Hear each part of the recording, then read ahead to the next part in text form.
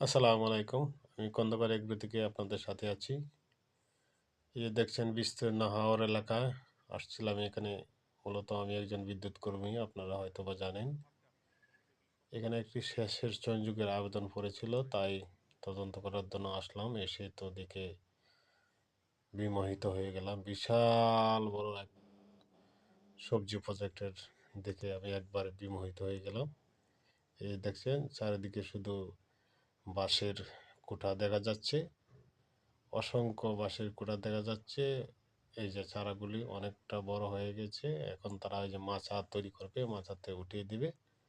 অনেক বিশাল বড় একটা প্রজেক্ট, এক কথায় বলা চলে অসম্ভব এবং অসাধারণ একটা বিশাল বড় উদ্যোগ যিনি নিয়েছেন।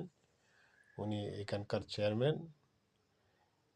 গত বছর অল্প পরিসরে করেছিলেন, এই বছর অনেক বিশাল আয়োজন করেছেন।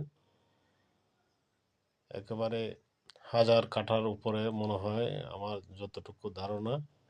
যেদিকে চোখ যায় শুধু এরকমই দেখা যাচ্ছে। এই দেখছেন, আপনাদের দেখাচ্ছি। প্রায় 5 মিনিটের উপরে হাঁটলাম, তারপরও ওনার এই প্রজেক্টের সীমানা শেষ হয় না।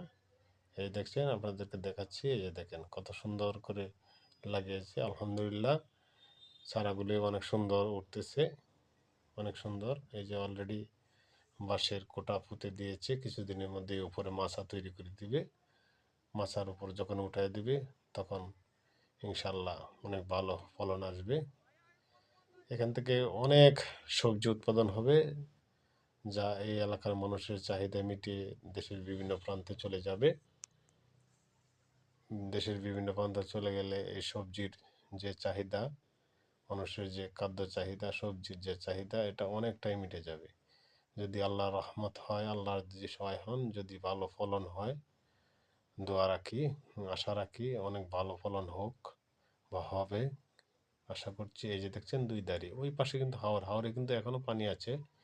এই পাশ থেকে পানি নেমে গেছে, পানি নেমে যাওয়ার পরই তারা এই কর্মযজ্ঞ শুরু করে দিয়েছে। হয়তোবা আরও কিছুদিন পরে আসলে যখন সবুজ হয়ে যাবে তখন আরও সুন্দর লাগবে। এখন গাছ অলরেডি 2-3 ইঞ্চি পরিমাণ হয়ে গেছে, কোনোটা একটু বড় হয়ে গেছে। এই যে তারা এখন এই যে বাঁশ পুঁতে রেখেছে, মাচা তৈরি করবে। আলহামদুলিল্লাহ, অনেক সুন্দর, অনেক সুন্দর। দোয়া করি উনি যেন সফলতা পান। দেশের খাদ্য চাহিদার মধ্যে ওনার অনেক ভূমিকা থাকবে, কারণ এটা একটা বিশাল বড় প্রজেক্ট, একটা বিশাল বড় প্রজেক্ট।